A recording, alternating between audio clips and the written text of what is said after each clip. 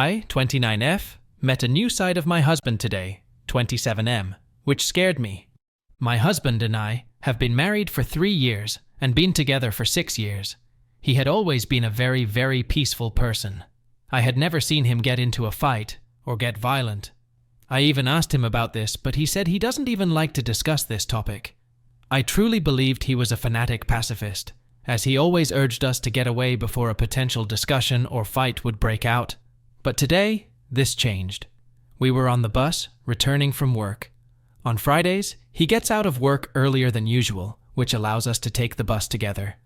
Now today, there was a guy on the bus, I think he must have been like 20 years old, that was making skits for social media where he was softly slapping people at random and recording their reactions. My husband was one of his victims, and he instantly turned around and stared the boy down, asking for an apology. The boy quickly apologized, but continued his business. Now, that guy had the same bus stop as we did, and when we got out of the bus, everything went to hell. Just before getting off the bus, the guy slapped my husband again and ran off. Now, my husband is not very muscular by any means, but he does exercise at home, and ran after him. He caught up to the guy pretty quickly, and then went completely mayhem on him. It was the first time I saw my husband throw punches at someone. He took the kid from behind and punched his back and made him look up. Following this, my husband started to punch the guy straight in his face, and not once, not twice, but 3 times.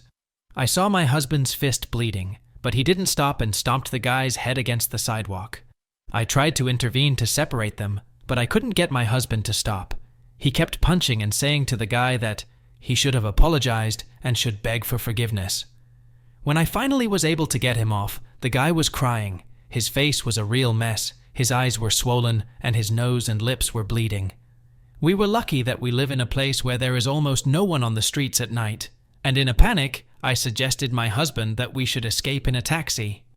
Once in the taxi, I wanted to talk to him about what happened, but all he said was that this was the only language that these people understand. Now, I'm really shaken by everything that happened today, and don't really know how to feel. This is a side that I have never seen from him before, and I never would have predicted he had in him.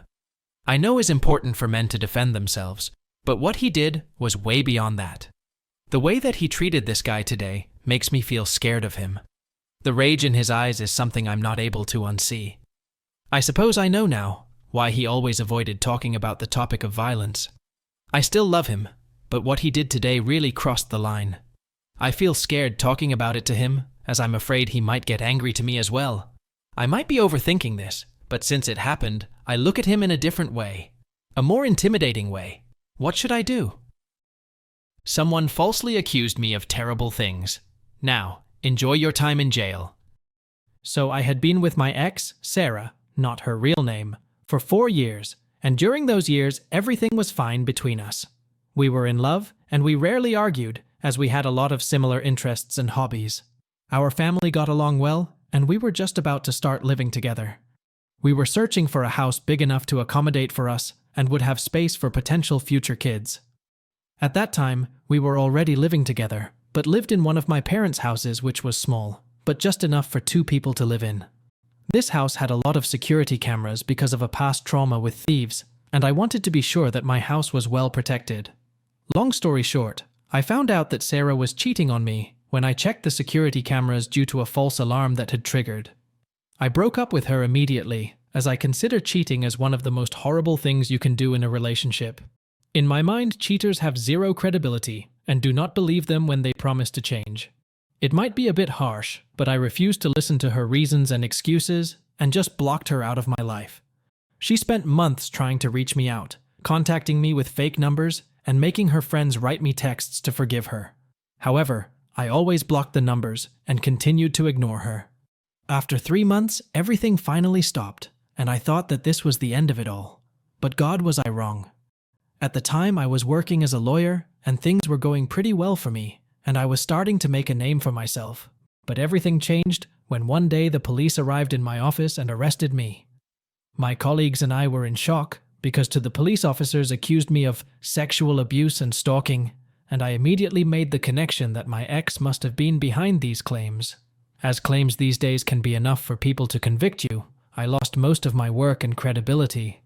Luckily for me, I was able to go to trial in order to defend myself from these false accusations, and after a month, I was able to prove that all my ex had told the police was all a lie. I had collected many texts and phone calls that proved she was the one stalking and harassing me, and there ended up being no proof behind her sexual abuse claims. Now, she was sentenced to give me a compensation of a few $1,000s and had to do like 5 hours of social services.